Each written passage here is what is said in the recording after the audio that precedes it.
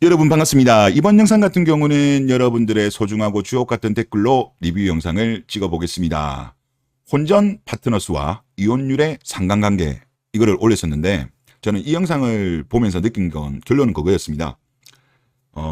국제결혼이 메리트가 있다. 아무래도 국제결혼 같은 경우는 좀 젊은 여성들하고 결혼하고 상대적으로 그러다 보니까 뭐 혼전 순결을 시킨 여성이라든가 연애 경험이 많지 않은 여성들을 만날 가능성이 높기 때문에 저는 국제결혼이 결혼을 늦게 하는 한국 결혼에 비해서 좋다라고 그렇게 이제 결론을 내렸습니다. 그때 보여드렸던 자료가 뭐냐고 하면 이거는 미국 자료인데 결혼 5년 이후에 이혼의 가능성입니다. 파트너 수가 가장 적었을 때 2000년대 같은 경우는 5% 정도밖에 안 됩니다. 2000년대 결혼한 사람을 기준으로 했을 때 그리고 한 명일 때는 한 20% 정도 그리고 2명부터 9명까지는 뭐 거의 노멀하고요. 비슷하다고 보이고 그리고 10명 이상이었던 사람들 같은 공중변소 같은 경우는 매우 높습니다. 33% 나왔고 이 연구를 하신 교수님 같은 경우도 10명 이상 넘은 사람은 좀 리스크가 크다. 이제 그렇게 이야기를 했기 때문에 저는 그렇게 봅니다. 아무래도 우리나라는 지금 20대에 결혼하는 여성이 거의 없어요. 거의 이제 30대 넘어가는 분위기이다 보니까 전 세계적으로 보더라도 확실히 늦게 해요. 그리고 나라별로 보면 결혼을 좀 빨리 하는 나라들이 제법 있습니다. 그리고 또 종교적이거나 문화적으로 봤을 때 혼전 순결에 대한 가치를 중시하는 나라들이 아직 많이 있습니다. 그렇기 때문에 일단 우리가 이혼율로 봤을 때는 베스트는 혼전 순결을 지킨 여성이 베스트이고 그리고 가급적이면 파트너 수가 적으면 적을수록 유리하다. 행복한 결혼 생활 할 가능성이 높다. 일단 그렇게 저는 생각이 됩니다. 여러분들의 한번 댓글을 보겠습니다.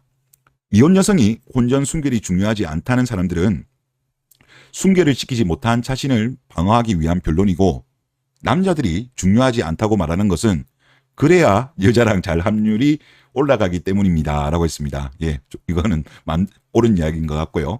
그리고 혼전 순결을 지키지 못하는 이유는 결혼이 늦어지기 때문이라고 생각합니다. 연애를 해도 잠자리를 안 해준다는 이유로 헤어지는 일도 있고 여자들 입장에서는 거부하기도 어려운 것 같습니다. 20대 자녀를 둔 입장에서 참 곤란한 것 같습니다. 지켜야 한다고 해야 할지 상관없다고 해야 할지라고 하셨습니다. 이분이 자녀분이 남성인지 여성인지는 모르겠습니다. 뭐 댓글들 반응을 봐도 잘 모르시는 것 같은데 제 느낌은 남자일 가능성보다는 아마 여자 자녀를 두신 거 아닌가 싶긴 한데 그래서 제가 말을 좀 조심해야 될 것 같긴 한데 일단 제 생각은 그렇습니다. 이제 여러분들도 아마 들어보셨을 것 같은 이야기인데 남자는 여자의 첫사랑이기를 원하죠. 그 상대방이. 하지만 여자들은 뭐라고 합니까? 그 남자가 그 남자의 마지막 사랑이길 원합니다. 가치관이 다르다는 거죠. 그러니까 남자는 여성의 순결을 첫사랑 이거에 대해서 원하고 여성분 같은 경우는 과거의 의미를 크게 두기보다는 오히려 이제 본인을 지켜줄 남성의 능력에 의미를 크게 둔다라고 저는 그렇게 봅니다. 그리고 아마 다음 자료에 보면 그거를 좀 확인할 수 있는데요. 어떤 분 댓글이 이랬습니다. 남자는 물음표 하셨어요. 이분 아이디가 그 이름으로 올리셨는데 여성 아이디였습니다. 그래서 이제 오히려 반문하는 거죠. 왜 남자들한테만 여자들한테만 순결을 지키려고 하냐. 남자 니네들은 안 그러잖아. 이런 식의 느낌이었는데 근데 이거는 가치관의 차이입니다. 자 보시면 지금 이게 조선일보 기사였고 밑에 자료들 같은 경우는 결혼정보업체에서 조사를 했던 겁니다. 미혼 여성의 65% 연애 경험이 많은 일이에요. 많은 남자가 좋다. 하지만 남성은 어떠냐 이제 이거였는데 미혼 남녀 연애 경험이 많은 이성을 선호한다. 여성의 65%는 오히려 연애 경험이 많으면 많을수록 선호한대요. 반면 남성 같은 경우는 선호도가 39%밖에 되지 않습니다. 그러면 여성이 연애 경험이 많은 이성을 선호하는 이유는 뭐냐?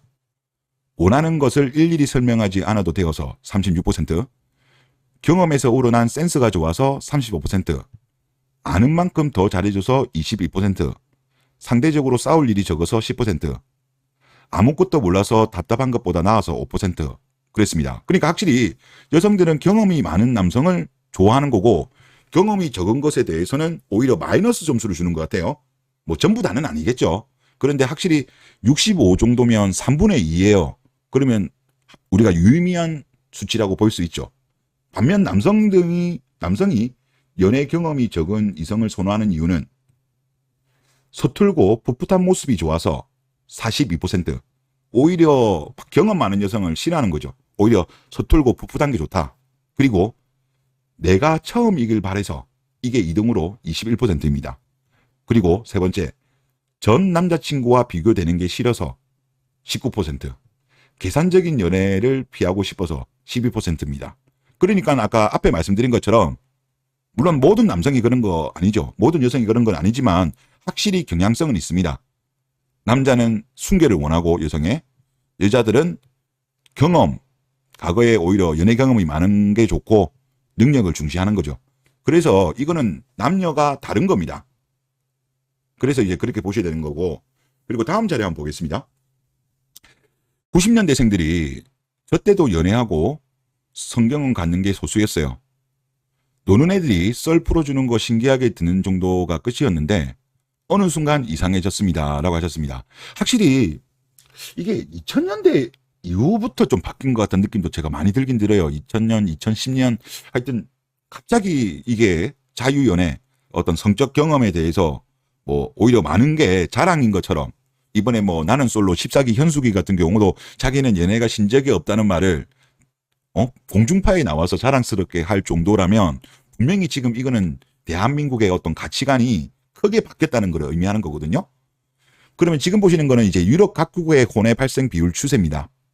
여기서 보면 1980년대까지만 하더라도 대다수 나라들 같은 경우는 혼외 출산이 10% 이하였습니다. 이하였는데 지금 갑자기 보면 이게 한 85년 요때를 기점으로 해가지고 거의 45도 각도로 혼외 출산이 급등합니다.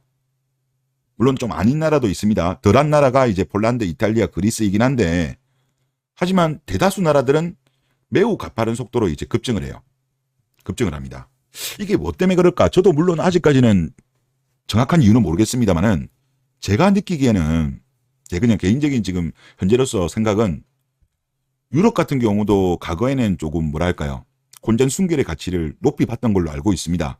하지만 이제 이것이 어느 정도 1980년대 이후부터 자유연애가 이제 활발해지고 그리고 혼인 이전에 어떤 성경험이라든가 이런 것에 대해서 활발해지고 그러다 보니까 어떤 이런 가치가 무너져서 저는 늘어난 것이 아닌가. 저는 그렇게 개인적으로 보고 있습니다. 물론 혹시 이거에 대해서 잘 아시는 분이 계시면 좀 한번 글 올려주시면 감사하겠습니다. 그리고 지금 보시는 거는 그겁니다.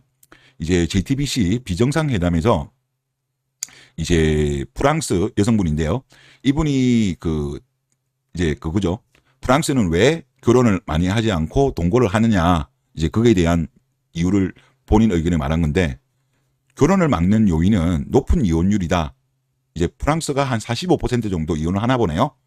그리고 이제 밑에 독일 남성인데 이분은 결혼을 해도 이혼할 가능성이 높다고 생각한다. 트루러브에 대한 믿음이 없어졌다. 그리고 이분 개인의 생각은 아마 죽기 전에 이혼할 테니까 독일 같은 경우도 동거가 는 것이 아니냐. 그렇게 이제 말씀하신 거예요. 그러면 제가 앞에서 이렇게 앞으로 또 가고 싶은 이야기가 뭐냐 하면 유럽 같은 경우도 결혼 전에 파트너 수가 많은 문화로 바뀐 거죠. 아까 앞에 혼외 출산 같은 경우 1980년대 이전만 하더라도 혼외 출산이 10% 이하였던 나라가 대부분인데 자유연애가 활발해지면서 이렇게 갑자기 이혼율이 올라갔다고 하잖아요. 만약에 혼외 순결을 지켰던 여성들 같은 경우 이거는 또 미국 자료니까 만약에 그런 문화가 계속적으로 이어졌다면 이혼율이 그렇게 올라가지는 않지 않았을까 그런 생각이 좀 많이 듭니다. 많이 들고 또 지금 보시는 거는 이제 독일인데요. 독일이 어떤 변화가 있었냐고 하면 1969년도에 3인당이 이제 집권을 하면서 간통죄를 폐지를 했답니다. 간통죄를 폐지를 하면서 어떤 일이 발생했냐고 하면 자연적으로 이혼율이 상승했고 사회당 정책의 일환으로 이혼 시 재산 분배, 위자료, 장력 양육 문제 등 법 개정이 이루어졌고 그로 인해서 이혼 수습 자체가 복잡해졌다. 지금 우리나라하고 좀 비슷하죠. 우리나라도 간통죄가 헌법재판소의 위헌 판결 이후에 이혼율이 늘어난 걸로 제가 알고 있습니다. 그리고 꼭 그것만 아니라고 하더라도 지금 이혼하는 게 상당히 어려워졌어요. 우리나라. 그리고 이혼 시에 여자의 권리가 보수당 정권 때보다 더 보장되었다. 이제 우리나라 같은 경우도 이제 이혼할 때 보면 여성들의 기여도를 많이 반영해 주죠. 그러다 보니까 이번에 그 넥슨인가요? 아니다, 스마일게이트 부부들 뭐 이혼할 때 보니까 거의 뭐 반갈 죽이는데 뭐 그런 어떤 이혼 시에 좀 불합리한, 사실상 남자들 입장에서는 너무 많이 결혼해가지고 만약에 이혼하게 될 경우 너무 많은 재산적 피해가 발생하니까 결혼에 대해서 부담을 느끼는 거죠.